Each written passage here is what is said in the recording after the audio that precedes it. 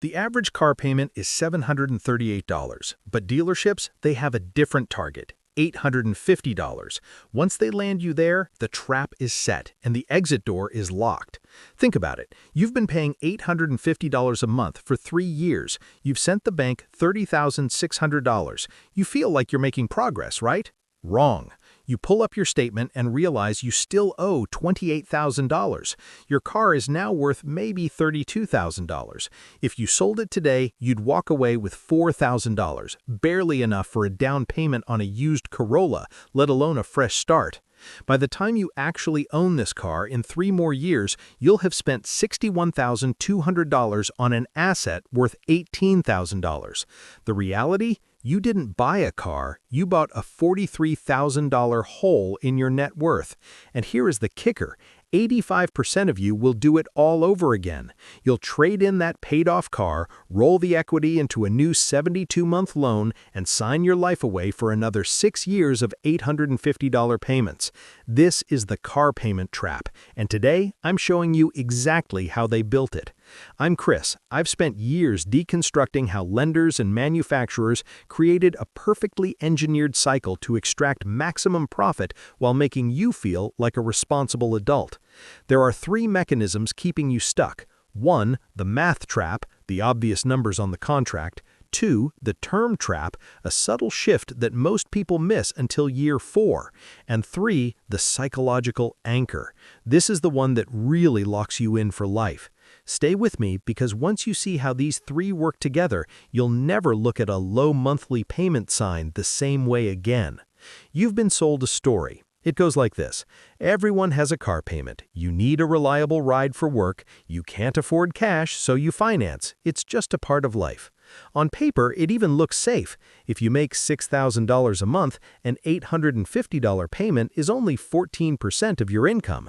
The bank approved you. The dealer smiled. You are within your means. But here's the math they hide in the back office. You finance a $48,000 car at 6.5% interest for 72 months. Your total cost? $61,200. You paid $13,200 in interest to drive a car that will be worth $24,000 the day you finish paying for it. You didn't buy a $48,000 car, you bought a $61,000 liability that evaporated $37,000 of your wealth in 6 years. And because the average person trades their car in every 6 years, usually before the loan is even done, the cycle never actually ends. It just resets. To understand why you're drowning, we have to look at how the norm was manufactured. In 2009, average loan term was 62 months, average payment was $415, average amount financed was $24,000. People used to have years of their lives where they didn't have a car payment. They could actually save that $415. Fast forward to today, average loan term 68 to 72 months, with 84-month terms becoming common. Average payment $738, with dealers pushing hard for that $850 plus tier. Average amount financed $40,000.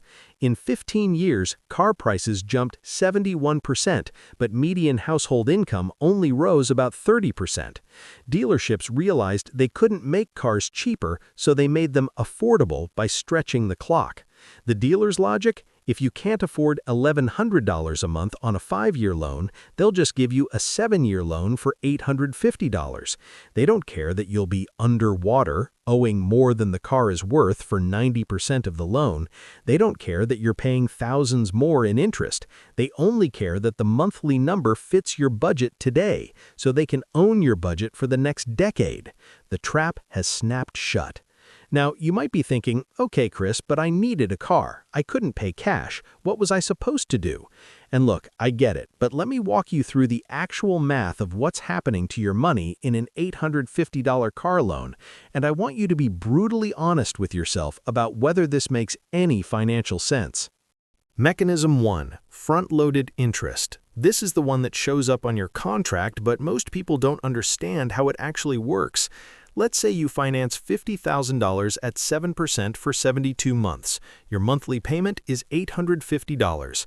Here's what your first payment looks like. $850 total. $292 goes to interest. $558 goes to principal. You're paying the bank $292 just for the privilege of borrowing money, and only $558 actually reduces what you owe. Your second payment? $289 to interest, $561 to principal. Third payment? $286 to interest. For the entire first year of your loan, you'll pay $3,384 in interest and only $6,816 toward principal. You made $10,200 in payments, and you only reduced your loan balance by $6,816. This is how auto loans are structured. They front-load the interest. The bank gets paid first. For the first 2 to 3 years of your loan, the majority of every payment is interest, not equity. Mechanism 2. Negative equity acceleration.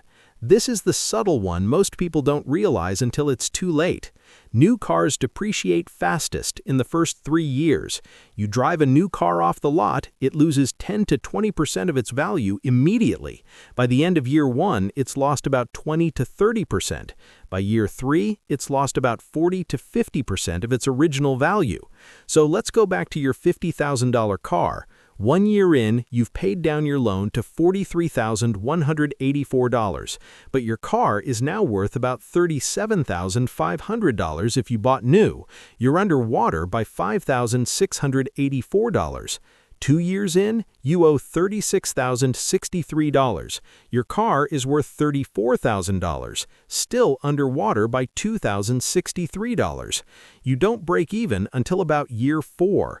For the first 3 to 4 years of your loan, you cannot sell the car without bringing cash to the table.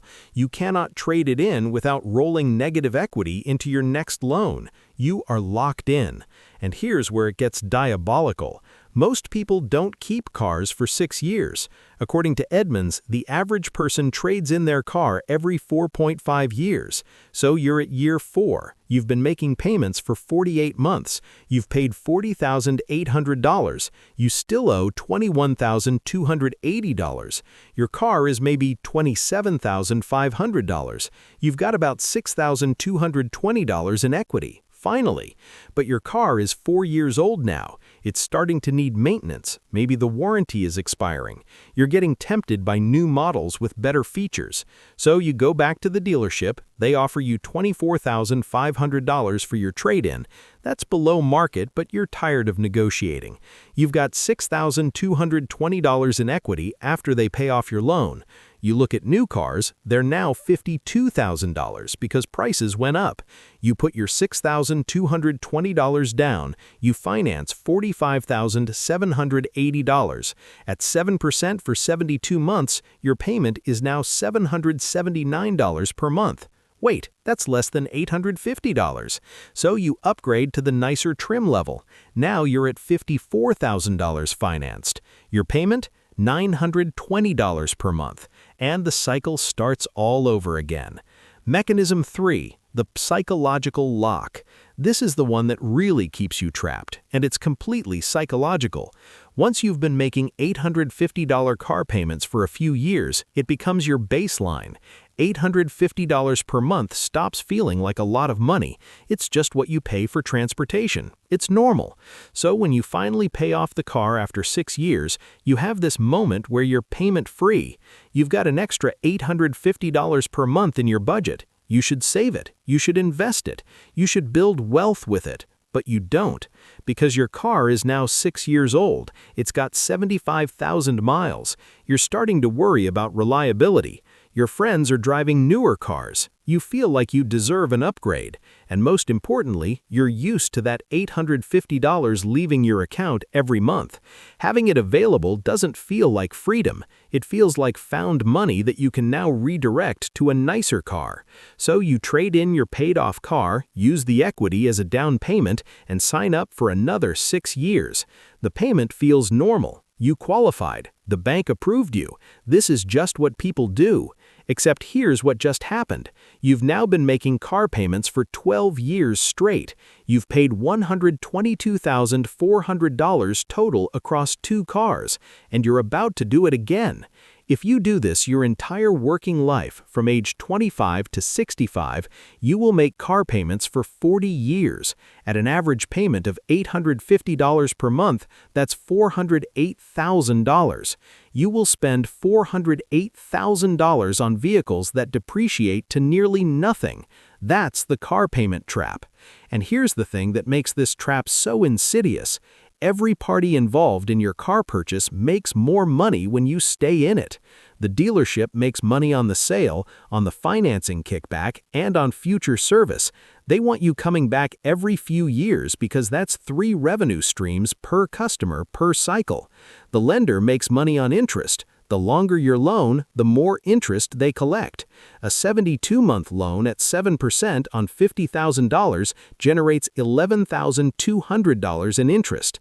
A 48-month loan on the same amount at the same rate, only $7,392. They make $3,808 more by convincing you to stretch it. The manufacturer makes money selling new cars. They don't want you driving your paid-off 10-year-old car. They want you in the showroom every 4 to 6 years buying a new model. So they all work together to normalize perpetual car payments. They advertise monthly payments, not total cost. They offer longer terms to make the payments seem affordable. They push lease-to-buy programs that keep you in a permanent cycle. They create FOMO with new features and models. And it works. According to Experian, 85% of new cars are financed. The average American has a car payment for 70% of their adult life. This isn't a coincidence. This is by design.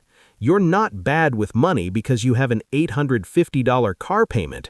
You're caught in a system that's engineered to keep you paying forever. Now you might be thinking, okay, Chris, this is depressing. I already have an $850 car payment. I can't just make it disappear. So what am I supposed to do? And I hear you. If you're currently in a car loan, you can't snap your fingers and get out. But here's the thing. You can escape this trap. It just requires you to break the cycle instead of perpetuating it. Here's the framework for actually getting out. Strategy 1. Finish this loan and never start another one. This sounds obvious, but it's the step most people never take. You've got to commit right now that this car payment you currently have will be your last one ever. Here's what that means in practice. Let's say you're 3 years into a 6-year loan. You've got 3 years left. You're paying $850 per month. Make those payments. Don't trade in early. Don't get seduced by new models.